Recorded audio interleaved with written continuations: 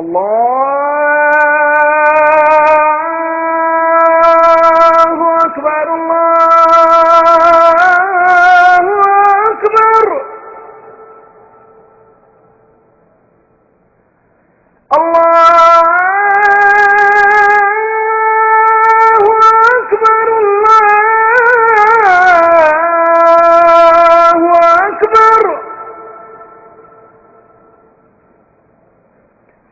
أشهد أن لا إله إلا الله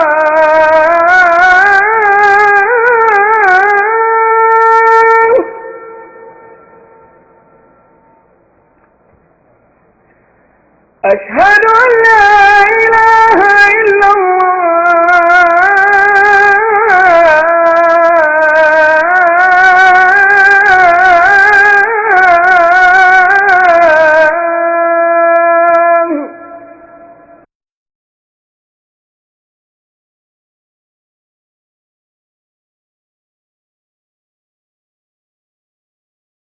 پھر یہ عمر ابن خطاب کا بیٹا عبداللہ بن عمر رضی اللہ عنہما بابا کے فتوے کو سن کر کوئی حج کی تمتع نہ کرے، اعلان کرتے ہیں لوگوں گواہ ہو جاؤ، عمر کا بیٹا عبداللہ رضی اللہ عنہما حج تمتع کی نیت کرتا ہے۔ لوگ کہتے ہیں تیرے بابا نے تو منع کیا ہے، جواب میں کہتے ہیں من ابی، بابا کون ہوتا ہے؟ نزل الشریعہ علی محمد صلی اللہ علیہ وسلم وما نزل الشریعہ علی ابی، جبرائیل جب سے قرآن لے کر آیا ہے وہ عبداللہ کے بابا عمر پر لے کر نہیں آیا، فاطمہ کے بابا محمد رسول اللہ پر لے کر آیا۔ شریعت رسول اللہ کی چلے گی یا میرے باپ کی چلے گی؟ اسی لیے امام مالک رحمہ اللہ اعلان کیا کرتے تھے دنیا کے اندر ہر انسان کی بات قبول بھی کی جا سکتی ہے، رد بھی کی جا سکتی ہے، لیکن جو یہ قبر کے اندر محمد کریم صلی اللہ علیہ وسلم سو رہے، اس صاحب قبر کی کوئی بات ایسی نہیں جس کو ٹھوکر ماری جا سکے، اس کی ہر بات کو قبول کیا جائے گا، ان کی کوئی بات رد نہیں کی جائے گی، کیونکہ یہ بولتے کب ہے وما ينطق عن الهوى ان هو الا وحی یوحى، آسمان سے وحی آتی ہے، رسول اللہ صلی اللہ علیہ وسلم کلام کرتے ہیں۔ بسم اللہ الرحمن الرحیم، شروع اللہ کے نام سے جو بڑا مہربان نہایت رحم والا ہے۔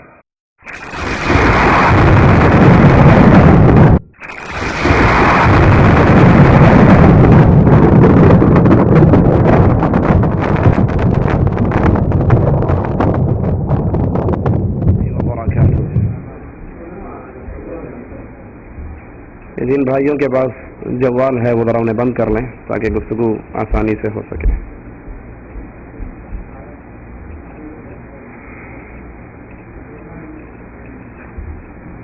آگے اگلی کرسیوں پہ آ جائیں۔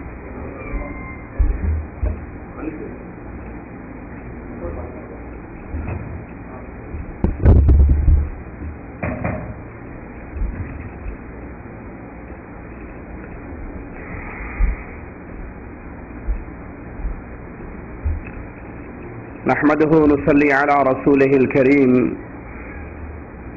أعوذ بالله من الشيطان الرجيم، بسم الله الرحمن الرحيم، اتبعوا ما أنزل إليكم من ربكم ولا تتبعوا من دونه أولياء قليلا ما تذكرون۔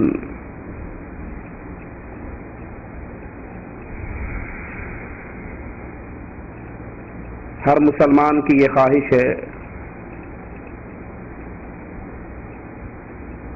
کہ وہ جہنم کی دہکتی ہوئی آگ سے بچ کر ہمیشہ کے لیے اللہ کی جنتوں میں داخل ہو جائے۔ رسول اللہ صلی اللہ علیہ وسلم آپ کے پاس انصاری صحابہ کا ایک گروہ آتا ہے، یہ درخواست لے کر کہ ہمیں باغات کو پانی دینے کے لیے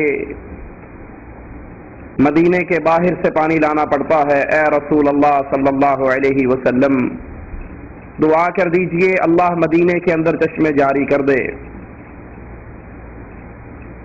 اللہ کے نبی علیہ الصلاۃ والسلام جو اپنی مرضی سے کلام نہیں کرتے، وما ينطق عن الهوى ان هو الا وحی یوحى،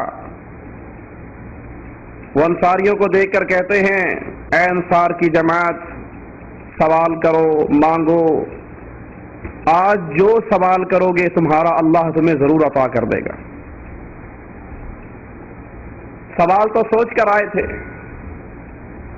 پلاننگ تو کر کے آئے تھے، پانی مانگنے کے لیے، چشموں کی دعائیں کروانے کے لیے۔ جو ہی رسول اللہ صلی اللہ علیہ وسلم سے یہ جملے سماعت کرتے ہیں تو کہتے ہیں اللہ کے نبی کچھ سوچنے دیجئے۔ ہم سوچ کر جواب دیتے ہیں، مشورہ کر کے جواب دیتے ہیں ہم نے مانگنا کیا ہے۔ سوچنے کے لیے بیٹھتے ہیں تو انصاریوں میں ایک چھوٹا بچہ وہ کہتا ہے اللہ کے بندو پانی تو پھر بھی بھرا جا سکتا ہے، پانی تو پھر بھی لایا جا سکتا ہے۔ جب اللہ کے رسول علیہ الصلاۃ والسلام اتنی بڑی گارنٹی دے رہے ہیں کہ جو مانگو گے عطا کیا جائے گا، تو آؤ اللہ کے نبی سے صرف ایک ہی سوال کرتے ہیں، یا رسول اللہ صلی اللہ علیہ وسلم دعا کر دیجئے اللہ ہمارے گناہوں کو معاف کر کے ہمیں جنت میں داخل کرتے ہیں۔ اللہ کے نبی علیہ الصلاۃ والسلام دعا کرتے ہیں اے اللہ انصار کو معاف فرما، ان کے بچوں کو معاف فرما، ان کے پوتوں کو معاف فرما۔ سوچ کر تو پانی آئے تھے، لیکن جو ہی یہ گارنٹی ملی کہ جو مانگو گے عطا کیا جائے گا مالک کی طرف سے، وہ ہر چیز کو بھول کر ان کی نگاہیں اللہ کی جنت میں لگ جاتی ہے۔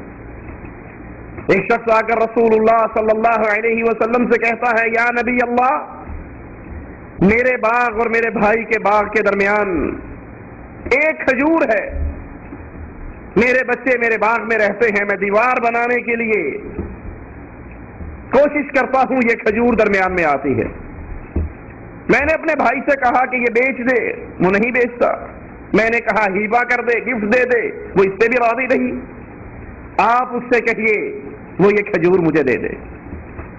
رسول اللہ صلی اللہ علیہ وسلم اسے بلا کر کہتے ہیں یہ کھجور اپنے اس بھائی کو دے دے، وہ راضی نہیں ہوتا۔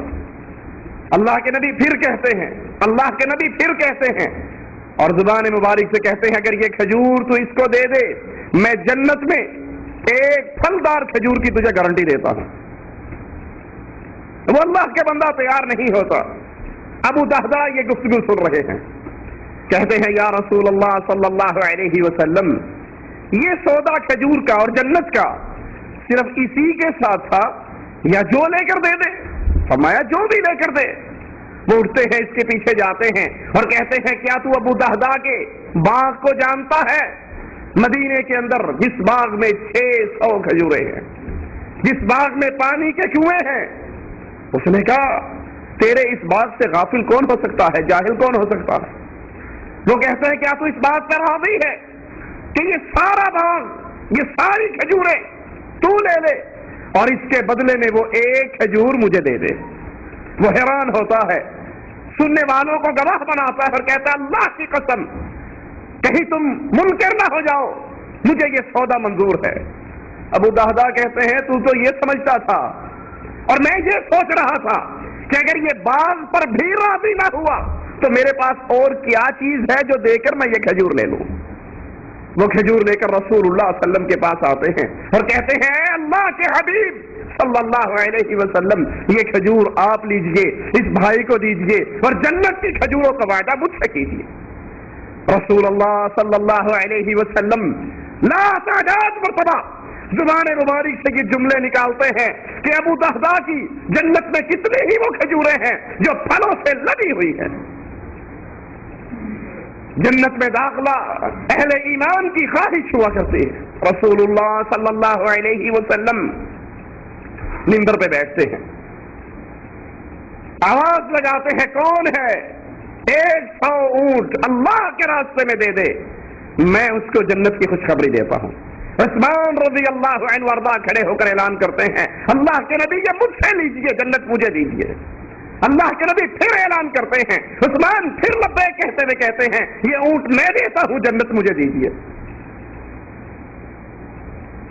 جنت میں جانا یہ خواہش ہے ہر مسلمان کی، جنت چیز ہی ایسی ہے۔ صحیح مسلم کے اندر یہ حدیث موجود ہے، موسیٰ علیہ السلام اللہ عز و جل سے سوال کرتے ہیں، اے اللہ سب سے ادنا درجے کا جنتی کون سا ہے؟ مالک عز و جل فرماتا ہے موسیٰ یہ وہ جنتی ہے جو سب سے آخر میں آئے گا، سب سے آخر میں جنت میں جائے گا۔ اور جب اسے کہا جائے گا طول صراط کو کراس کرے گا، مڑ کر جہنم کو دیکھے گا اور کہے گا اللہ کا شکر ہے جس نے مجھے اس آگ سے محفوظ رکھا۔ اس کے سامنے ایک درخت نمودار ہوگا، یہ کہے گا اللہ مجھے اس درخت کے نیچے پہنچا دے، میں اس کی چھاؤں میں بیٹھوں، میں اس کے پانی کو پیوں۔ مالک کہے گا اگر تجھے یہ دے دیا تیری تمنا اور بڑھے گی تو اور سوال کرے گا۔ وہ کہتا نہیں اللہ بس یہ دے دے اور کچھ نہیں مانگتا۔ مالک اس کو اس درخت کے نیچے پہنچاتا ہے، کچھ دیر کے بعد کچھ فاصلے پر ایک اور درخت نکلتا ہے، ایک اور درخت ظاہر ہوتا ہے، یہ کہتا ہے اللہ مجھے اس کے نیچے پہنچا دے۔ مالک فرماتا ہے ابھی تو نے وعدہ کیا تھا، کہتا ہے اللہ بس یہ دے دے اور کچھ نہیں مانگتا۔ مالک اس کے نیچے پہنچاتا ہے، اس کے سائے میں بیٹھتا ہے، پانی کو پیتا ہے۔ کچھ دیر کے بعد جنت کے دروازے پہ ایک تیسرا درخت نمودار ہوتا ہے، کہتا ہے اللہ مجھے اس کے نیچے پہنچا دے۔ مالک اس کو اس کا وعدہ یاد کرواتا ہے، لیکن وہ چیز ایسی دیکھ چکا ہے جو اس کی برداشت سے باہر ہے، کہتا ہے اللہ تیری عزت کی قسم اس کے نیچے پہنچا دے اور کچھ نہیں مانگتا۔ مالک اس کے نیچے پہنچاتا ہے، اہل جنت کو دیکھتا ہے، ان کی نعمتوں کو دیکھتا ہے، دودھ کی نہریں، شراب کی نہریں، شہد کی نہریں، میٹھے پانی کی نہریں۔ کہتا ہے اللہ مجھے بھی جنت میں داخل کر دے۔ مالک کہتا ہے جا جنت میں داخل ہو جا۔ یہ جنت کی طرف چلتا ہے، خیل الی انہا ملآ، اس کے دل میں یہ چیز، یہ گمان پیدا ہوتا ہے کہ جنت تو بھر گئی، میں کہاں جاؤں، جنت تو بھر چکی ہے۔ کہتا اللہ جنت میں کہاں جاؤں، جنت تو بھر چکی ہے۔ مالک کہتا ہے بندے کیا تو راضی ہوتا ہے میں تجھے اتنی بڑی جنت عطا کروں جتنے کسی بادشاہ کی دنیا کے اندر پوری بادشاہت ہوا کرتی ہے۔ وہ کہتا ہے اللہ میں راضی ہوں۔ مالک کہتا ہے یہ تیرے لیے اس طرح کی ایک اور جنت، اس طرح کی ایک اور جنت، اس طرح کی ایک اور جنت، اس طرح کی ایک اور جنت، یہ 5 جنتیں تیرے لیے اور اس طرح کی 10 جنتیں اور عطا کرتا ہوں۔ پھر اللہ عز و جل اس بندے کے اس جواب پر یہ کہتا ہے رضیت ربی، اے اللہ میں راضی ہو گیا۔ مالک کہتا ہے مانگ بندے کیا مانگتا ہے، کیا تیری تمنائیں ہیں؟ یہ اپنی تمناؤں کی لسٹ کھولتا ہے، اریدو کذا و کذا، اریدو کذا و کذا، یہ بھی دے دے، یہ بھی دے دے، یہ بھی دے دے، ساری تمنائیں اس کی پوری ہو جاتی، مالک عطا کرتا رہتا۔ اس کے دل کی ڈیمانڈ جب ختم ہو جاتی ہے اللہ عز و جل خود ہی سے کہتا ہے اولا تريد كذا، فلاں نعمت نہیں چاہیے؟ مالک یاد کروا رہا، اللہ کی رحمتوں پہ قربان جائیں۔ مالک یاد کرواتا اولا تريد كذا، فلاں نعمت نہیں چاہیے؟ وہاں بھی اريد كذا، ہاں یہ بھی چاہیے، جا تیرے لیے، فلاں نہیں چاہیے، وہ بھی چاہیے، جا تیرے لیے۔ موسیٰ علیہ السلام یہ سن کر فرماتے ہیں اے اللہ عز و جل، یہ جنت کا سب سے کم درجے کا جنتی ہے تو سب سے اعلیٰ درجے کا جنتی کیسا ہوگا؟ سب سے اعلیٰ درجے کا جنتی کیسا ہوگا؟ فرمایا موسیٰ سب سے اعلیٰ درجے کے جنتی تو وہ ہیں جن کو اللہ نے وہ نعمتیں عطا کرنی ہے جو نہ کسی آنکھ نے دیکھی ہے، نہ کان نے سنی ہے، نہ کسی کی عقل میں سما سکتی ہے۔ ہر مسلمان کی خواہش ہے دنیا کے جھنجھٹوں سے نکل کر اس کی آخرت سنور جائے، اس کی جنت اس کو مل جائے۔ لیکن جنت میں جانے کا فارمولہ، جنت میں جانے کا کلیہ، جنت میں جانے کا طریقہ، آئیے محمد کریم صلی اللہ علیہ وسلم سے پوچھتے ہیں اللہ کے نبی جنت میں کون جائے گا؟ رسول اللہ صلی اللہ علیہ وسلم فرماتے ہیں یہودی 71 فرقوں میں بٹے، عیسائی 72 میں بٹے، میری امت 73 فرقوں میں تقسیم ہوگی، کلہم فی النار، سب اہل جہنم ہیں، سب اہل نار ہیں، سب آگ کا ایندھن ہیں، الا ملۃ الواحدہ، ایک جماعت جنت میں جائے گی۔ جنت کے لیے دوڑنے والے، جنت کے لیے سوچنے والے، جنت کی پلاننگ کرنے والے وہ نہیں تھے جو ہمارے ہاں ہیں. آدھی قلندری کہتی ہے جنت کے پانی سے جہنم کو بجھا دوں, جہنم کی آگ سے جنت کو جلا دوں, پھر بے لوث ہو کر اللہ کی عبادت کروں. یہ صحابہ کا منہج نہیں. صحابہ وہ تو اللہ کی عبادت کرتے تھے خوف و طمع, جہنم کے ڈر اور جنت کی طلب میں رکھتے ہوئے. صحابہ فوراً پوچھتے ہیں اے اللہ کے نبی جو وہ ایک جماعت جنت میں جائے گی من ہم یا رسول اللہ صلی اللہ علیہ وسلم. آئیے جنت میں جانے کی خواہشات میرے اور آپ کے دل میں لڑائیاں لیتی ہیں, دعائیں زبانوں پر آتی ہیں, لب رات کو اللہ سے مانگتے ہیں, آنکھیں روتی ہیں اس جنت کی طلب کے اندر, لیکن کلیہ کیا ہے, فارمولہ کیا ہے, وہ چابی کیا ہے, وہ راستہ کیا ہے جو مجھے اور آپ کو جنت میں لے کر جائے گا. رسول اللہ صلی اللہ علیہ وسلم سے صحابہ کا سوال من ہم یا رسول اللہ, اے اللہ کے پیارے حبیب صلی اللہ علیہ وسلم وہ ایک جماعت کون سی ہے؟ اللہ کے نبی علیہ الصلوۃ والسلام فرماتے ہیں ما انا علیہ واصحابی اليوم, جنت میں جانے والا گروہ, جنت میں جانے والی جماعت وہ ہے جس پر آج محمد اور اس کے صحابہ ہیں صلی اللہ علیہ وسلم. یہ فارمولہ ہے جنت میں جانے کا. ایک ایک مسئلے کے اندر صحابہ کی اتباع, صحابہ کے نقش قدم پہ چلنا, رسول اللہ کی اتباع کرنا. اور منہج صحابہ کیا ہے؟ اطیعوا اللہ واطیعوا الرسول, اللہ کی اطاعت, رسول اللہ کی اطاعت صلی اللہ علیہ وسلم. اللہ اور اس کے رسول کے بعد کوئی ہستی ایسی نہیں, کوئی ذات ایسی نہیں جس کی بات کو آنکھیں بند کر کے مان لیا جائے, جو اتنی بڑی اتھارٹی کے قابل ہو کہ اس کی زبان سے جو نکلا ہے صحیح نکلا ہے, پھر سوال کرنے کی حاجت نہیں. یہ ذات صرف محمد کریم صلی اللہ علیہ وسلم کی. اسی لیے عمر ابن خطاب کا بیٹا عبداللہ بن عمر رضی اللہ عنہما بابا کے فتوے کو سن کر کوئی حج تمتع نہ کرے, اعلان کرتے ہیں لوگوں گواہ ہو جاؤ, عمر کا بیٹا عبداللہ رضی اللہ عنہما حج تمتع کی نیت کرتا ہے. لوگ کہتے ہیں تیرے بابا نے تو منع کیا ہے. جواب میں کہتے ہیں من ابی, بابا کون ہوتا ہے؟ نزل الشریعہ علی محمد صلی اللہ علیہ وسلم وما نزل الشریعہ علی ابی. جبرائیل جب بھی قرآن لے کر آیا ہے وہ عبداللہ کے بابا عمر پر لے کر نہیں آیا, فاطمہ کے بابا محمد رسول اللہ پر لے کر آیا. شریعت رسول اللہ کی چلے گی یا میرے باپ کی چلے گی؟ صحابہ کا منہج کیا ہے؟ عبداللہ ابن عباس حضرت علی کے چند فتاوا منگواتے ہیں, چند ارشادات منگواتے ہیں جو حضرت علی کے نام پہ مشہور کر دیے گئے, ان کو پڑھتے ہیں اور پھر فرماتے ہیں علی نے یہ فتوے نہیں دیے. سنیے ذرا ابن عباس رضی اللہ عنہما کی ایک گفتگو. علی نے یہ فتوے نہیں دیے, اور اگر علی بھی یہ فتوے دیتے تو گمراہ ہو جاتے. یہ فتوے حضرت علی کے نہیں, کیونکہ اللہ کے رسول صلی اللہ علیہ وسلم کی ذات وہ اوتھینٹک ہے, اور جس کی بات رسول کے مطابق آئے گی وہ قبول کی جائے گی, اور جس کی بات رسول اللہ صلی اللہ علیہ وسلم سے ٹکرا جائے گی وہ کوئی بھی ہو, اگر اس کی بات پر مہر رسول اللہ صلی اللہ علیہ وسلم نہیں لگاتے تو وہ بات مردود ہو جاتی. اسی لیے امام مالک رحمہ اللہ اعلان کیا کرتے تھے دنیا کے اندر ہر انسان کی بات قبول بھی کی جا سکتی ہے, رد بھی کی جا سکتی ہے, لیکن جو یہ قبر کے اندر محمد کریم صلی اللہ علیہ وسلم سو رہے, اس صاحب قبر کی کوئی بات ایسی نہیں جس کو ٹھوکر ماری جا سکے, اس کی ہر بات کو قبول کیا جائے گا, ان کی کوئی بات رد نہیں کی جائے گی, کیونکہ یہ بولتے کب ہے وما ينطق عن الهوى ان هو الا وحی یوحى, آسمان سے وحی آتی ہے, رسول اللہ صلی اللہ علیہ وسلم کلام کرتے ہیں. آئیے صحابہ کے اس منہج کو سامنے رکھ کر, اہل سنت کے اس منہج کو سامنے رکھ کر ہم اللہ کے نبی کی سب سے پہلی دعوت لا الہ الا اللہ, دعوت توحید, اس کی طرف آتے ہیں. یہ دین کی اساس ہے, ہر نبی کی یہ دعوت.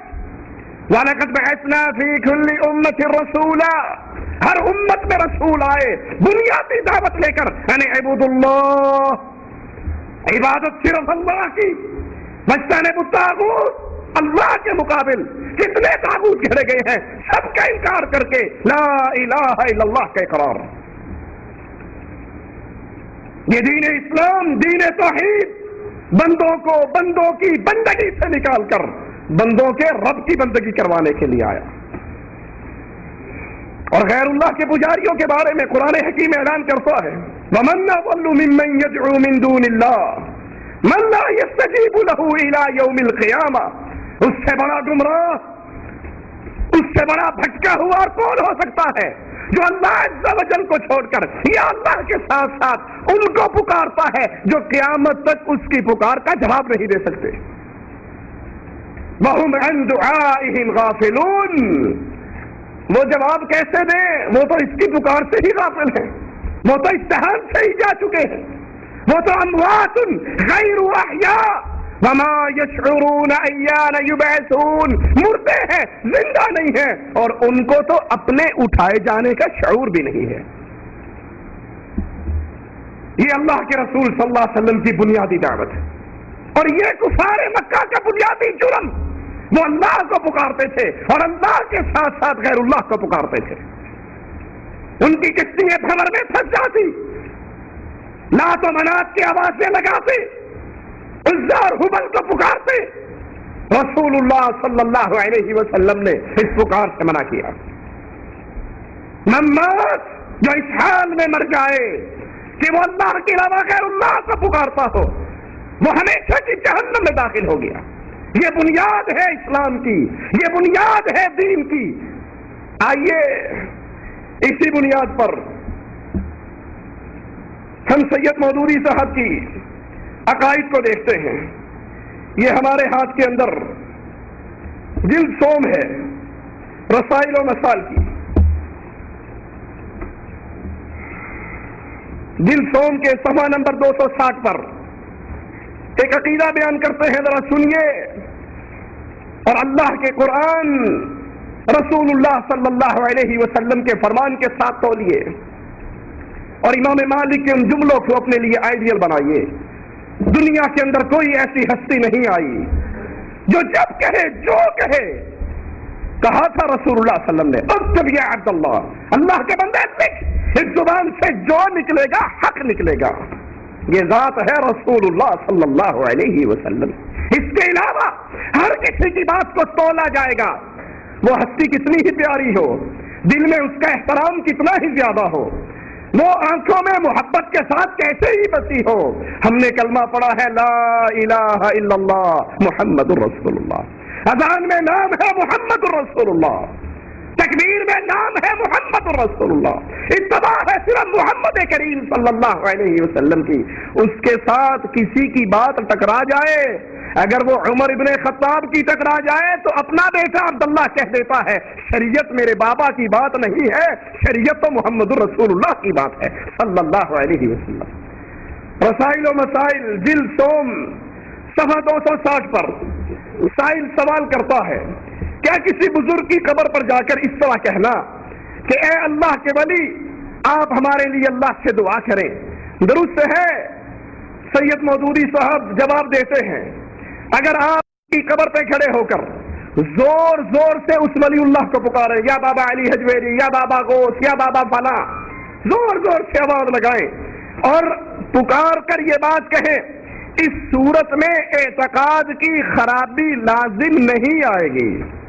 اگر کوئی مردوں پر، درباروں پر، مزاروں پر، قبروں پر، خانقاہوں پر جا کر کسی مرے ہوئے کو زور زور سے پکار کر کہے اے بابا اولاد دے دے، اے بابا اللہ سے لے کر دے دے، اے بابا تو واسطہ ہے، تو وسیلہ ہے، ہماری سنتا نہیں ہے، تیری موڑتا نہیں ہے، ہماری تیرے آگے، تیری ان کے آگے، اگر اس طرح کوئی پکارتا ہے، سید مودودی رسائل و مسائل جلد سوم فرماتے ہیں اس کے عقیدے میں کوئی خرابی واقع نہیں ہوگی۔ آئیے ہم پوچھتے ہیں اللہ کی شریعت سے، کیا غیر اللہ کو اس طرح اپنے لیے واسطے اور وسیلے بنانے والا، ان کو پکارنے والے کے عقیدے میں بگاڑ آئے گا یا نہیں؟ پکارنا ہی تو عبادت ہے، حدیث میں آتا ہے الدعاء هو العبادہ، پکارنا، آواز لگانا جس میں اس کی قدرت نہیں، طاقت نہیں، استطاعت نہیں، اس کے اسباب کے تحت نہیں، یہ پکارنا عبادت ہے۔ سید صاحب نے تو کہہ دیا عقیدے میں بگاڑ نہیں آئے گا، اور قرآن حکیم کہتا ہے وَلَا تَدْعُوا مِن دُونِ اللَّهِ مَا لَا يَنفَعُكَ وَلَا يَضُرُّكَ، نہ پکارو اللہ کے علاوہ ان کو جو نہ تمہیں نفع دے سکتے ہیں نہ نقصان دے سکتے ہیں۔ یہ قبروں میں پڑے ہوئے، یہ مٹی میں ملے ہوئے، یہ مزاروں میں دفن ہوئے، یہ آپ کو اور مجھے تو کیا لے کر دے سکتے ہیں؟ جب مرے تھے یہ غسل کرنے کے قابل نہ تھے، جب مرے تھے کپڑے اتارنے کے قابل نہ تھے، جب مرے تھے استنجا کرنے کے قابل نہ تھے، جب مرے تھے یتیم اولاد کو چپ کروانے کے قابل نہ تھے، یہ تو مجبور تھے، ان کو کندھوں پہ اٹھایا گیا، نہ اٹھایا جاتا ان کی لاش میں بدبو کیڑے پڑ جاتے، یہ وہیں پڑے رہتے، اٹھ کر خود قبروں میں دفن نہ ہو سکتے۔ وَلَا تَدْعُوا مِن دُونِ اللَّهِ، اللہ کے علاوہ ان کو نہ پکاریے، مَا لَا يَنفَعُكَ وَلَا يَضُرُّكَ، جو آپ کو نفع نہ دے سکے، نقصان نہ دے سکے، فَإِن فَعَلْتَ فَإِنَّكَ إِذًا مِّنَ الظَّالِمِينَ، اور اگر پھر بھی تم اس کو پکارو گے تو تمہارا شمار ظالموں میں ہو جائے گا۔ مالک عز و جل قرآن حکیم کی آیات کے اندر توحید کی دعوت کو کیسے کھول کے بیان کرتا ہے، سنیے، لَهُ دَعْوَةُ الْحَقِّ، سچی پکار کے قابل صرف ایک اللہ، یا اللہ مدد سچی پکار ہے، اس کے علاوہ یا بابا یا پیر یا شیخ یا نبی یا علی یا ولی کی پکارے جھوٹ کی پکار ہے۔ لہو دعوت الحق، سچی پکار صرف ایک اللہ عز و جل کے لیے۔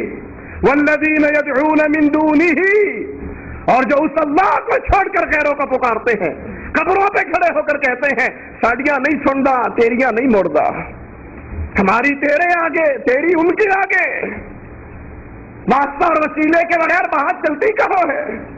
مالک کہتا ہے والذین یدعون من دونہ لا یستجیبون لہم بشیء، جو اللہ عز و جل کو چھوڑ کر غیروں کو پکارتے ہیں وہ ان کی کوئی پکار نہیں سن سکتے۔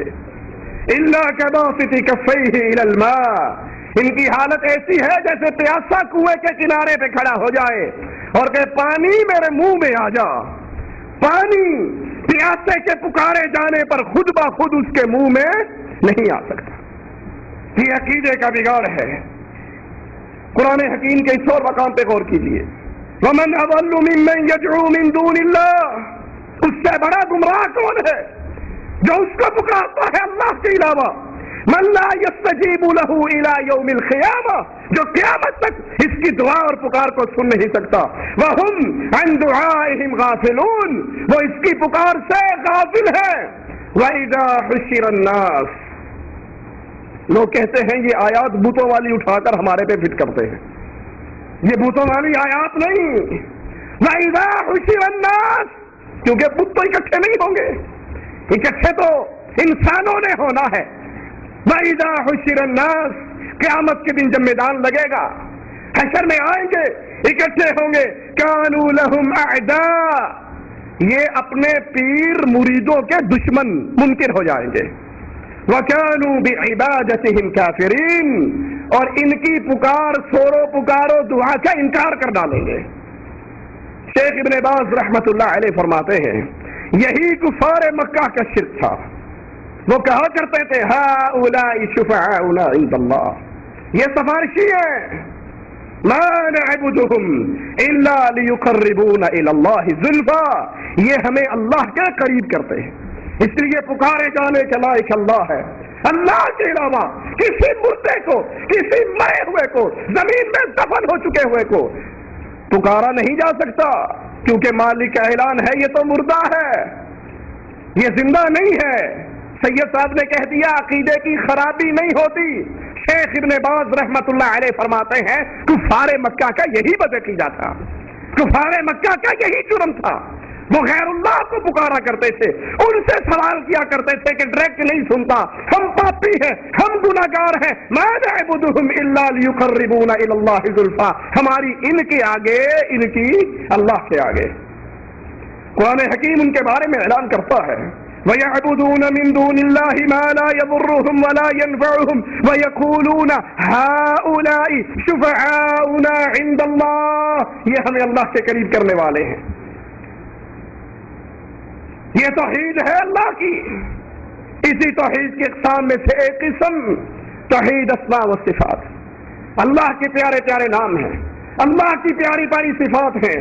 وَلِلَّهِ الْأَسْمَاءُ الْحُسْنَى فَادْعُوهُ بِهَا، اللہ کے پیارے نام ہے، ان ناموں کا واسطہ دے کے پکاریے اپنے اللہ کو، سوال کیجیے اس اللہ سے۔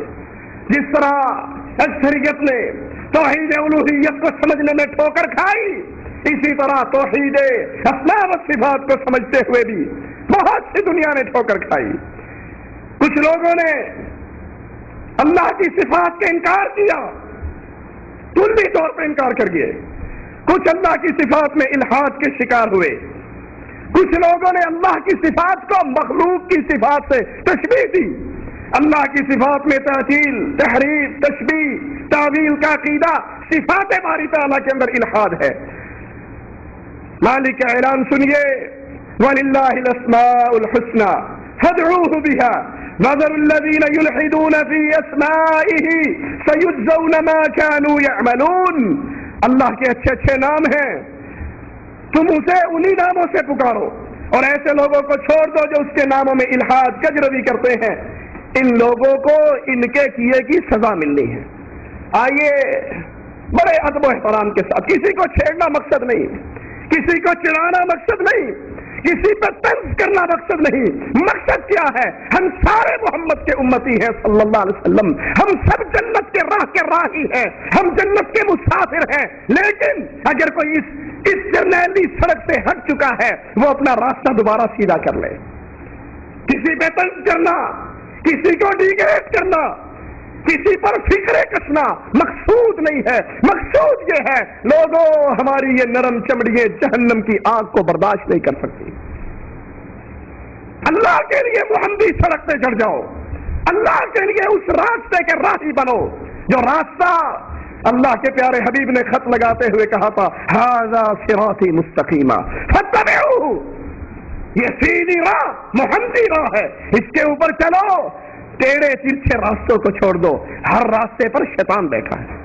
جس کی بات رسول اللہ کے مطابق ہو صلی اللہ علیہ وسلم اس کو لے لو، اور جس کی بات شریعت سے ٹکرا جائے وہ کتنا بڑا ہو، وہ کتنا پیارا ہو، اس کا نام کا تقدس کتنا ہی زیادہ ہو، وہ کتنا بڑا ولی اللہ ہی کیوں نہ ہو، لوگوں ولی بنتا ہی وہ ہے جو محمد کی تباہ کرتا ہے صلی اللہ علیہ وسلم، اور جس کی زندگی، جس کے عقائد، جس کے معاملات میں اتباع رسول نکل جاتی ہے اس سے ولایت چھین لی جاتی ہے۔ وہ ولی نہیں بن سکتا، ولی وہی بنتا ہے جو ایک ایک عمل میں قال اللہ و قال الرسول اس کو اپنے سامنے رکھتا ہے۔ آئیے سید مودودی اسی اسماء و صفات کے بارے میں کیا کہتے ہیں۔ یہ ہمارے ہاتھ کے اندر تفہیم القرآن ہے، 6 جلد ہے، اس کا صفحہ نمبر 49 ہے۔ اس کے اوپر قرآن حکیم کی ایک آیت کا ترجمہ تفسیر کرتے ہوئے لکھتے ہیں أَأَمِنْتُم مَّن فِي السَّمَاءِ أَن يَخْسِفَ بِكُمُ الْأَرْضَ فَإِذَا هِيَ تَمُورُ، کیا تم اس سے بے خوف ہو کہ جو آسمان میں ہے؟ یہ ترجمہ کر کے پھر تفسیر بیان کرتے ہیں، کہتے ہیں اس آیت سے یہ مطلب نہیں نکلتا، اس آیت کا یہ مطلب نہیں کہ اللہ آسمان میں ہے، اللہ آسمان میں رہتا ہے، اس آیت کا یہ مطلب نہیں۔ قرآن کی 2 ٹوک آیت ہے ام امنتم من فی السماء، لیکن سید مودودی اللہ کی اس صفت کا انکار کرتے ہوئے کہتے ہیں اس کا یہ مطلب نہیں کہ اللہ آسمان میں۔ رسول اللہ صلی اللہ علیہ وسلم کے پاس ایک لونڈیا لائی گئی، سائل سوال کرتا ہے یا رسول اللہ صلی اللہ علیہ وسلم اس کا امتحان لیجئے، اگر یہ مومنہ ہے، اگر یہ مومنہ ہے میں اس کو آزاد کر دیتا ہوں۔ رسول اللہ صلی اللہ علیہ وسلم پہلا سوال کرتے ہیں این اللہ، اللہ کہاں ہے؟ وہ عورت آسمان کی طرف انگلی بلند کرتی ہے، اللہ اپنے عرش میں ہے، پوچھتے ہیں میں کون ہوں؟ فرماتی ہے تو اس کا بھیجا ہوا رسول ہے۔ اللہ کے نبی فرماتے ہیں مومنہ ہے اس کو آزاد کر دے، یہ اللہ کی صفت ہے، الرحمن علی العرش استوى، رحمان اپنے عرش پہ مستوی ہے جیسے اس کی شان کو لائق ہے۔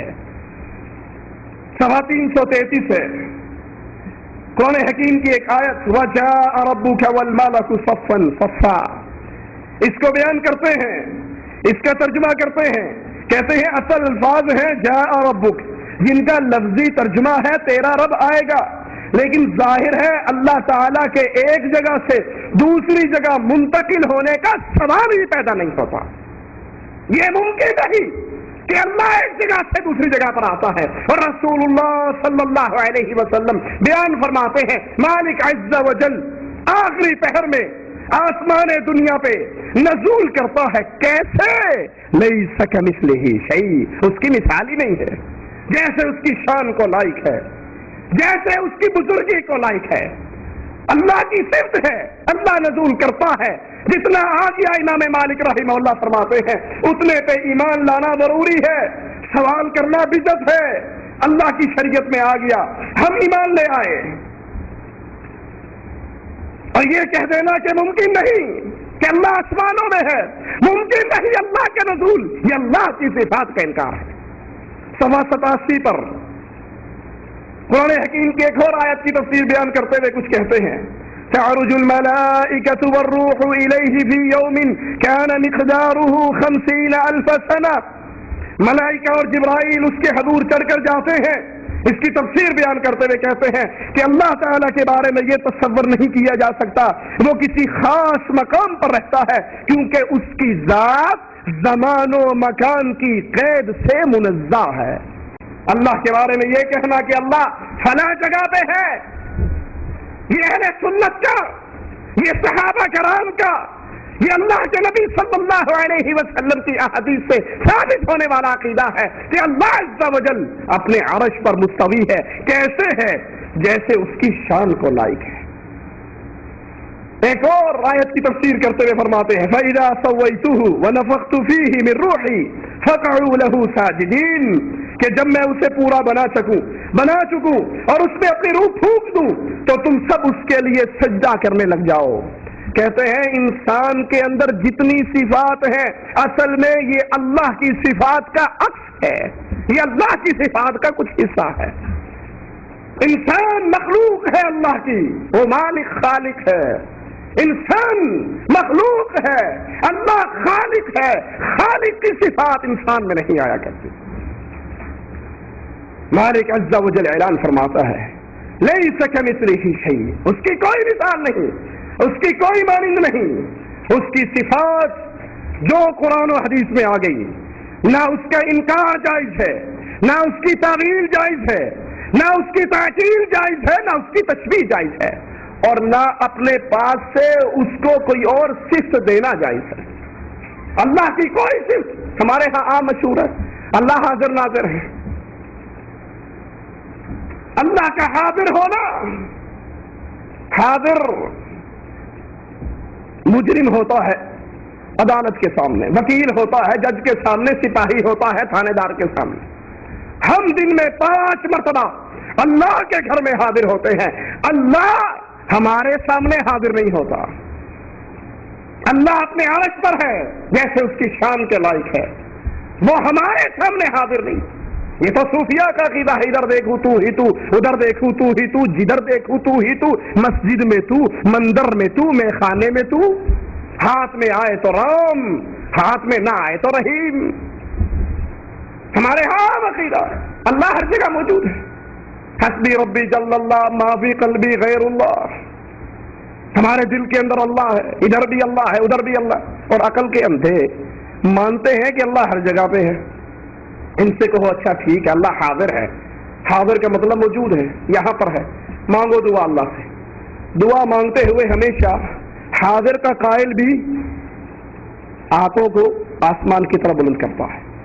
اگر واقعی آپ کی عقل، آپ کی فطرت یہی کہتی ہے کہ اللہ ہر جگہ پہ اپنی ذات کے ساتھ موجود ہے، اللہ کا علم، اس کی قدرت، اس کا کنٹرول، اس کی حکومت تو ایک ذرے ذرے کو گھیرے ہوئے ہے، کالی سیاہ چیوٹی، کالی رات، کالے پہاڑ کی جڑ میں چلتی ہے، اللہ عز و جل اپنے عرش پہ ہوتے ہوئے اس کو دیکھتا بھی ہے، اس کا رزق وہاں پر دیتا بھی ہے۔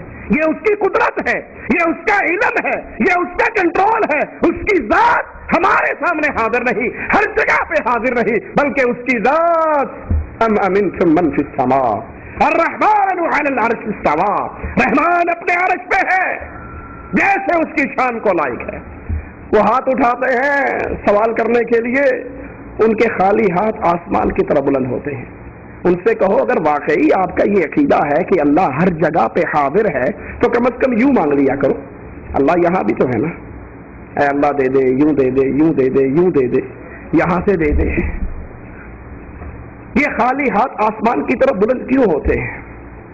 آپ کی فطرت سلیم آپ کو آواز لگاتی ہے ان خالی ہاتھوں کو بھرنے والا اللہ عرش میں ہے۔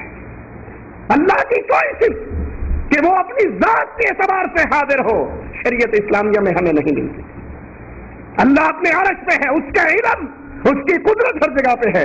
لیکن آئیے رسائل و مسائل جلد چہارم کے اندر سید مودودی صاحب صفحہ 102 پر فرماتے ہیں،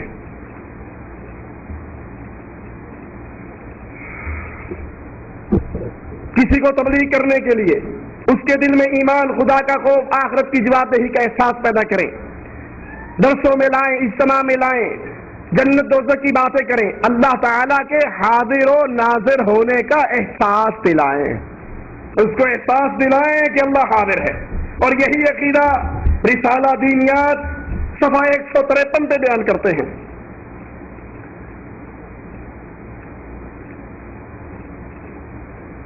تمہارے اندر نماز سے خدا کا خوف، اس کے حاضر و ناظر ہونے کا یقین پیدا ہوا ہے یا نہیں؟ اللہ کی کوئی صفت حاضر نہیں، وہ رحمان ہے۔ بندے اللہ کے سامنے قیامت کے دن پیش ہوں گے، فرشتے اللہ کے دربار میں چڑھتے ہیں، ہم اللہ کے گھروں میں حاضر ہوتے ہیں۔ جو حاضر ہو اس کی قدر کم ہوتی ہے، جس کے سامنے حاضر ہو اس کی عزت زیادہ ہوتی ہے۔ اسی لیے پولیس والا تھانے دار کے سامنے، تھانے دار ایس پی کے سامنے، وکیل جج کے سامنے، وزیر اعظم کے سامنے، اللہ کے لیے مثال نہیں، بات سمجھانے کے لیے کرتا ہوں، اللہ اپنی ذات کے ساتھ اپنے عرش پر مستوی ہے جیسے اس کی شان کو لائق ہے۔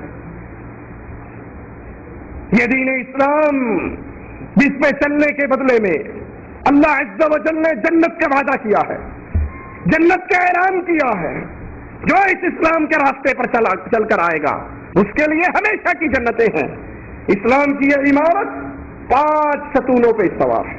رسول اللہ صلی اللہ علیہ وسلم کا فرمان صحیح بخاری میں موجود ہے، بنی الاسلام علی 5، اسلام 5 بنیادوں پہ اس کی بلڈنگ کھڑی ہے، اس کے 5 ستون ہیں۔ سب سے پہلے شہادت اللہ الہ الا اللہ، یہ گواہی دینا اللہ کے علاوہ نہ کوئی مشکل کشا، نہ حاجت روا، نہ غوث اعظم، نہ بگڑی بنانے والا، نہ رزق دینے والا، نہ عبادت کیے جانے والا، نہ پکار کے قابل، نہ سجدے کے قابل، نہ رکوع کے قابل، نہ نظر کے قابل۔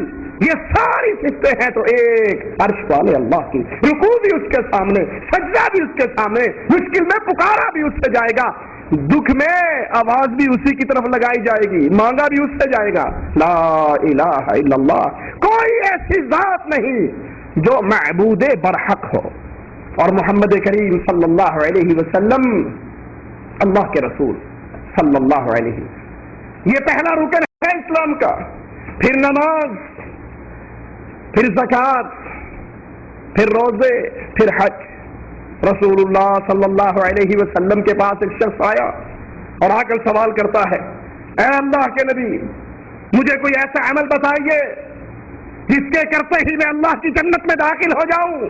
اللہ کے رسول علیہ الصلوۃ والسلام جواب میں فرماتے ہیں، تو گواہی دے لا الہ الا اللہ کی، تو گواہی دے محمد کریم صلی اللہ علیہ وسلم کی رسالت کی، پھر نماز قائم کر، پھر زکوٰۃ دے، پھر روزے رکھ، پھر حج کر۔ وہ کہتا ہے اللہ کی قسم، جتنا دین آپ نے بتایا ہے نہ اس میں اضافہ کروں گا نہ اس میں کمی کروں گا۔ اٹھ کے جاتا ہے۔ رسول اللہ صلی اللہ علیہ وسلم فرماتے ہیں، اگر کوئی یہ چاہتا ہے دنیا میں چلتے ہوئے کسی جنتی کو دیکھ لے، اس کو دیکھ لو، اگر یہ سچا ہے تو جنتی جا رہا ہے۔ یہ ارکان اسلام جس کو امام بخاری رحمہ اللہ اپنی صحیح کے اندر جس روایت کو بیان کرتے ہیں، لیکن آئیے سنیے سید مودودی اسی ارکان اسلام کے بارے میں کیا فرماتے ہیں۔ کہتے ہیں دراصل یہ ہمارے ہاتھ میں خطبات ہے، خطبات کا صفحہ 79 ہے۔ کہتے ہیں دراصل صوم و صلاۃ، حج و زکوٰۃ، ذکر و تسبیح انسان کو اس بڑی ٹریننگ کے لیے، اس بڑی عبادت کے لیے صرف ٹریننگ کورس کے طور پہ دیا گیا ہے، یہ اصل کام نہیں۔ صوم و صلاۃ، حج و زکوٰۃ، آپ سمجھتے ہیں ہاتھ باندھ کر قبلہ رو کھڑے ہونا، گھٹنوں پہ ہاتھ رکھنا، جھکنا، زمین پہ ہاتھ ٹیک کر سجدہ کرنا، چند الفاظ زبان سے نکالنا، رمضان کی پہلی تاریخ سے شوال کا چاند نکلنے تک روزہ رکھنا، مکہ مکرمہ میں جا کے طواف کرنا، ان چیزوں کا نام اسلام ہے؟ یہ ایمان ہے؟ نہیں، یہ تو اس اصل ٹریننگ کے لیے، اصل بڑی عبادت کے لیے صرف ٹریننگ کورس ہے۔ یہ رسالہ دینیات ہے، اس کے صفحہ 129 پر یہی مضمون بیان کرتے ہیں۔ کہے گویا یوں سمجھو کہ یہ خاص عبادتیں، نماز، روزہ، حج، زکوٰۃ، یہ خاص عبادتیں اس بڑی عبادت کے لیے ٹریننگ کورس کی حیثیت رکھتی ہیں۔ تفہیمات 69 صفحہ پر اسی بات کو مزید کھول کر بیان کرتے ہیں کہ اگر دراصل صوم و صلاۃ، حج و زکوٰۃ، ذکر و تسبیح انسان کو اس بڑی عبادت کے لیے مستعد کرنے والے ٹریننگ کورسز ہیں، تمرینات ہیں، جو انسان کی زندگی کو حیوانی زندگی کے ادنا مقام سے اٹھا کر بلند مقام پہ پہنچاتی ہے، اگر یعنی وہ کام نہیں تو بس پھر اس کا کوئی فائدہ نہیں۔ اور رسول اللہ صلی اللہ علیہ وسلم اس شخص کو جس نے پوچھا، سوال کیا، دلونی علی عمل اذا عملتہ دخلت الجنہ، مجھے کوئی ایسا عمل بتائیے جس کو کرتے ہی میں جنت میں داخل ہو جاؤں۔ اللہ کے پیارے حبیب صلی اللہ علیہ وسلم جواب میں فرماتے ہیں، تو لا الہ الا اللہ محمد الرسول اللہ کی گواہی دے، نماز قائم کر، زکوٰۃ ادا کر، روزے رکھ، بیت اللہ کا حج کر، اگر تیرے پاس اس کی طاقت ہو تو وہ کہتا ہے اللہ کی قسم نہ اس میں ایک رتی کا اضافہ کروں گا نہ کمی کروں گا۔ اللہ کے نبی فرماتے ہیں جو چاہتا ہے جنتی کو زمین پہ چلتے ہوئے دیکھنا، اگر یہ سچا ہے تو اس کو دیکھو یہ جنتی جا رہا ہے۔ لیکن مودودی صاحب کیا فرماتے؟ کہتے ہیں عام طور پہ لوگ کہتے ہیں کہ اسلام کے 5 ارکان، کلمہ، توحید و رسالت، نماز، روزہ، حج و زکوٰۃ، لوگ یہ سمجھتے رہے اور ایک مدت تک یہ غلط فہمی رہی کہ انہی چیزوں کا نام اسلام ہے۔ حقیقت یہ ہے کہ یہ ایک بہت بڑا دھوکہ اور بہت بڑی غلط فہمی ہے، اس سے مسلمانوں کا طریقہ اور طرز عمل پوری طور پہ بگڑ جاتا ہے۔ مجلہ کوثر 9 فروری 1951 سید مودودی صاحب کے نزدیک یہ ارکان اسلام ویسے ہی مشہور ہو گئے، اس کو اسلام مانا جانے لگا، جو بہت بڑا دھوکہ ہے، جو بہت بڑی غلط فہمی ہے۔ ان کے ہاں تو یہ ویسے ہی مشہور ہے، اور امام بخاری رحمت اللہ علیہ اپنی صحیح میں کتاب الایمان کو اسی حدیث سے شروع کرتے ہیں، اور عبادات، نماز، روزہ، حج، زکوٰۃ کی ترتیب اسی حدیث کی بنیاد پر قرار پاتی ہے۔ یہ اللہ کے نبی صلی اللہ علیہ وسلم کی صحیح حدیث، یہ اس صحابی کا صحیح واقعہ، اور اس کی بنیاد پر اس کو جنتی سرٹیفکیٹ مل رہا ہے کہ اگر یہ سچا ہے تو اس کو دیکھ لو یہ جنتی جا رہا ہے۔ اے مسلمان بھائی، ہم نے ابتدا میں عرض کی آپ کا اور میرا مقصد اللہ کی جنت کا حصول، جنت میں جانے کا طریقہ کار، صحابہ کرام کے منہج پہ چلنا، صحابہ کرام کے پیچھے چلنا، ایمان ویسے لانا جیسے رسول اللہ صلی اللہ علیہ وسلم کے اصحاب کرام لے کر آئے، اور اللہ کے نبی کے اصحاب کا ایمان جیسے کتاب اللہ پر تھا ویسے سنت رسول اللہ پر تھا۔ ایک نے آ کر کہا تھا عمر ابن خطاب رضی اللہ عنہ وارضا کو، یہ مسئلہ جو آپ نے بیان کیا ہے مجھے کتاب اللہ میں نظر نہیں آیا۔ عمر ابن خطاب جواب میں کہتے ہیں کہ آپ نے قرآن کی آیت نہیں پڑھی، وَمَا آتَاكُمُ الرَّسُولُ فَخُذُوهُ وَمَا نَهَاكُمْ عَنْهُ فَانْتَهُوا، جو نبی دیتے ہیں اس کو لے لو، جس سے نبی روکتے ہیں اس سے رک جاؤ۔ یہ قرآن اللہ نے اتارا، اس قرآن کی تفسیر حدیث اللہ نے اتاری، یہ دونوں منزل من اللہ ہیں۔ انا نحن نزلنا الذکر وانا له لحافظون، اس ذکر کو، اس شریعت کو، اس دین کو اتارنے والے بھی ہم ہیں اور اس کے محافظ بھی ہم ہیں۔ رسول اللہ صلی اللہ علیہ وسلم نے فرمایا مجھے قرآن دیا گیا اور قرآن کی مثل ایک اور چیز دی گئی، وہ رسول اللہ صلی اللہ علیہ وسلم کی حدیث ہے۔ قرآن اور صحیح حدیث اسلام پر عمل کرنے کا ذریعہ ہے۔ جیسے قرآن لکھا جاتا، صحابہ حدیث کو لکھتے، حدیث کو یاد کرتے۔ حدیث میں آتا ہے ایک صحابی لکھا کرتے تھے، کچھ صحابہ نے کہا نبی سے پوچھ پوچھ کر لکھا کر، ہر بات نہ لکھا کر۔ اگلے دن اس نے لکھنا چھوڑ دیا۔ رسول اللہ صلی اللہ علیہ وسلم سے دیکھتے ہیں اور پوچھتے ہیں تو لکھتا کیوں نہیں؟ وہ کہتے ہیں یا رسول اللہ صلی اللہ علیہ وسلم میرے کچھ صحابہ نے مجھے یہ کہا، فرمایا اللہ کی قسم لکھ، اس زبان سے جو نکلے گا حق نکلے گا۔ یہ قرآن بھی اللہ کی طرف سے اتارا ہوا، فرق کیا ہے؟ الفاظ بھی اللہ کے، مفہوم بھی اللہ، کیونکہ اس کی تلاوت کی جانی تھی، یہ کلام ہے اللہ کا، اور حدیث رسول مفہوم و مطالب تو اللہ کی طرف سے، الفاظ محمد الرسول اللہ صلی اللہ علیہ وسلم۔ لیکن سید مودودی صاحب اس کے بارے میں کیا فرماتے ہیں؟ احادیث کے بارے میں ذرا سنیے، یہ ہمارے ہاتھ کے اندر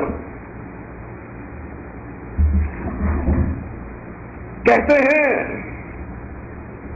کہ احادیث چند انسانوں سے انسانوں تک پہنچی ہیں، احادیث چند انسانوں سے انسانوں تک پہنچی ہیں، جس سے کوئی چیز حد سے زیادہ ثابت ہو سکتی ہے تو وہ گمان صحت ہے، نہ کہ علم یقین۔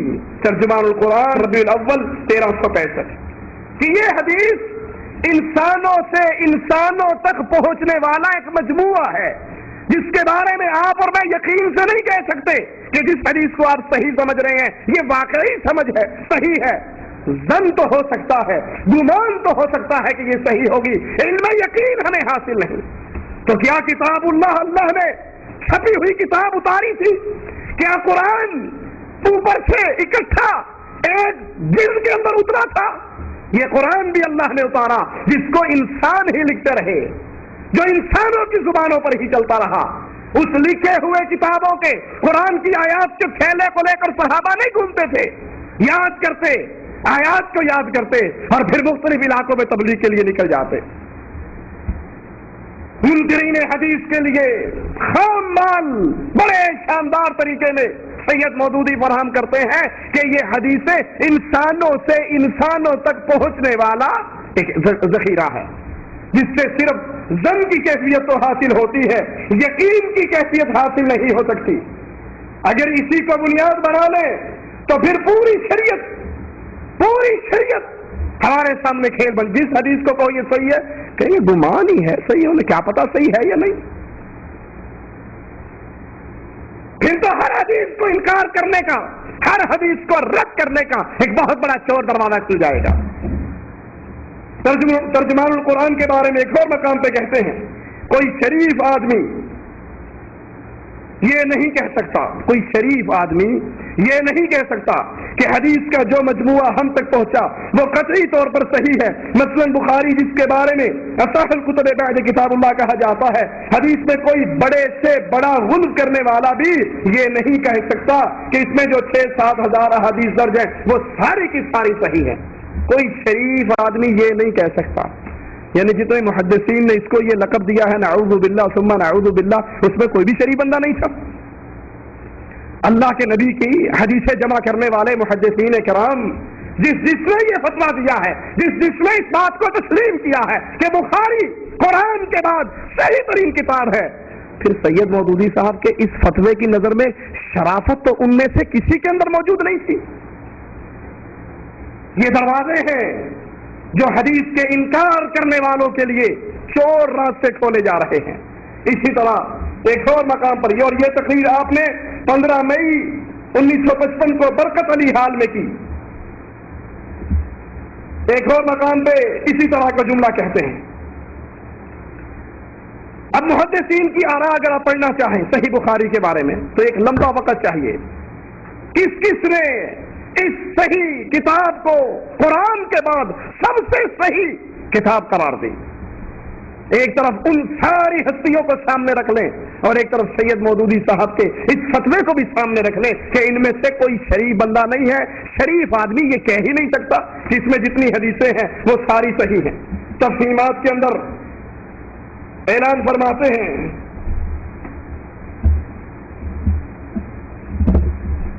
کہ یہ جو احادیث ہم تک پہنچی ہیں یہ زیادہ سے زیادہ انسانوں سے انسانوں تک پہنچنے والا ایک علم ہے.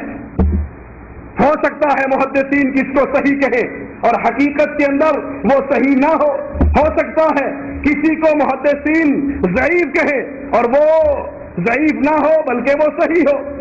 یہ ان کی کتاب ہمارے ہاتھ میں ہے تفہیمات حصہ اول اور صفحہ اس کا 356 ہے.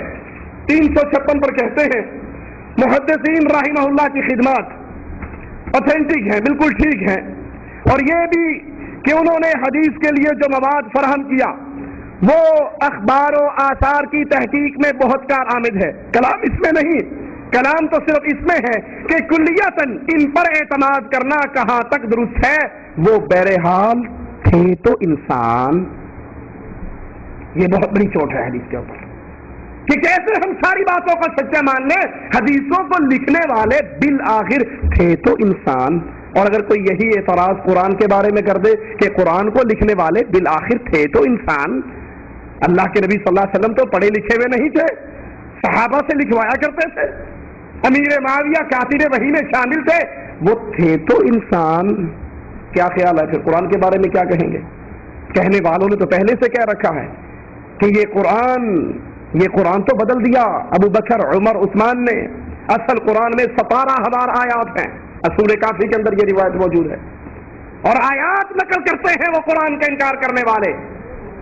یا ایھا الرسول بلغ ما انزل الیک, کہتے ہیں یہ آیت یوں نہیں, یہ اصل میں آیت تھی یا ایھا الرسول بلغ ما انزل الیک فی ولایت علی. وہ تو کہتے ہیں کہ قرآن کو بدل دیا. اگر یہی معیار احادیث کے رد کرنے کے لیے ٹھیک ہے کہ حدیث لکھنے والا محدث ہو, صحابی ہو, تابعی ہو, اس کا شاگرد ہو, بہرحال انسان تو تھے, انسان سے غلطیاں تو ممکن ہیں, تو کیسے تسلیم کر لیا جائے تمام کی تمام روایات کو؟ تو اگر یہی اصول قرآن حکیم کے لیے پیش کر دیا جائے تو کیا جواب ہوگا؟ قرآن لکھنے والے بھی تو آخر انسان تھے. عثمان نے ساری امت کو ایک کتاب پہ اکٹھا کیا, ایک روایت پہ اکٹھا کیا. حضرت عثمان بھی تو انسان تھے, صحابہ کرام بھی تو انسان تھے. تو کیا اسی بنیاد اور اساس کو لے کر پھر انکار کرنے والے قرآن کی آیات کا انکار نہیں کریں گے؟ 359 صفحہ پر اسی تفہیمات حصہ اول میں کہتے ہیں بہت ممکن ہے جس روایت کو وہ متصل السند قرار دے رہے ہیں وہ در حقیقت منقطع ہو اور انہیں یہ معلوم ہی نہ ہو سکا ہو کہ بیچ میں کوئی ایسا مجہول الحال راوی چھوٹ گیا جو ثقہ نہ تھا.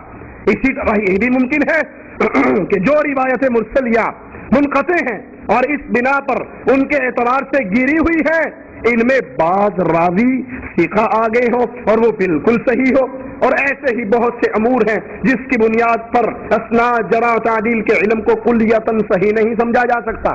ممکن ہے محدثین ایک حدیث کو ضعیف کہیں اور انہیں پتہ ہی نہ لگا ہو وہ حدیث صحیح ہو. ممکن ہے محدثین کسی حدیث کو صحیح کہیں اور ان کے اندر کوئی کذاب اور جھوٹا مل گیا ہو اور ان کو پتہ ہی نہ لگا ہو.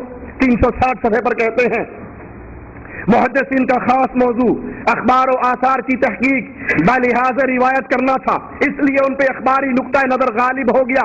وہ روایات کو معتبر یا غیر معتبر قرار دینے میں زیادہ تر صرف اسی چیز کا لحاظ فرماتے کہ اسناد اور رجال کے لحاظ سے وہ کیسی ہیں. رہا فقیحانہ نقطہ نظر متن حدیث پہ غور کر کے رائے قائم کرنا کہ یہ قابل قبول ہے یا نہیں, یہ ان کے موضوع خاص سے غیر متعلق تھا, اس لیے وہ ان کی نگاہوں سے اوجھل ہو جاتا تھا اور وہ روایات پر اس حیثیت سے کم ہی نگاہ ڈالتے تھے. اسی وجہ سے اکثر ہوا ہے ایک روایت کو انہوں نے صحیح قرار دیا حالانکہ معنی کے اعتبار سے وہ زیادہ اعتبار کے قابل نہیں, اور دوسری روایت کو وہ قلیل الاعتبار سمجھتے ہیں حالانکہ معنن وہ صحیح معلوم ہوتی ہے. ایک حدیث کو وہ صحیح کہتے ہیں لیکن ہمیں وہ صحیح نہیں لگتی، اور ایک کو وہ غلط کہتے ہیں لیکن جب اس کے معنی کو دیکھا جاتا ہے تو وہ صحیح لگتی ہے۔ یہ فیصلہ کون کرے گا؟ اگر یہ چور دروازے کھلتے ہیں تو پھر جس کا جی آئے گا۔ بڑے بھائی پروفیسر ڈاکٹر سید طالب الرحمان حافظہ اللہ کا مناظرہ مجھے یاد آیا۔ اسلام آباد کے اندر ایک شیعہ سے مناظرہ ہو رہا، تو بھائی نے کہا کہ شیعہ قرآن کی تحریف کے قائل ہیں۔ کہنے لگا نہیں، ہم تو قائل نہیں ہیں، ہم تو اسی قرآن کو سچا مانتے ہیں۔ بھائی نے کہا تمہاری کتاب کے اندر 17,000 کی روایات موجود ہے رسول کافی میں؟ کہا بالکل نہیں۔ تو جب بھائی نے کتاب لا کے اس کے منہ کے سامنے کی تو کہنے لگا یہ ضعیف ہے۔ بھائی نے کہا ٹھیک ہے ماشاءاللہ، آپ کلام کرو، اس کی روایت پہ کلام کرو، اس کی سند پہ کلام کرو۔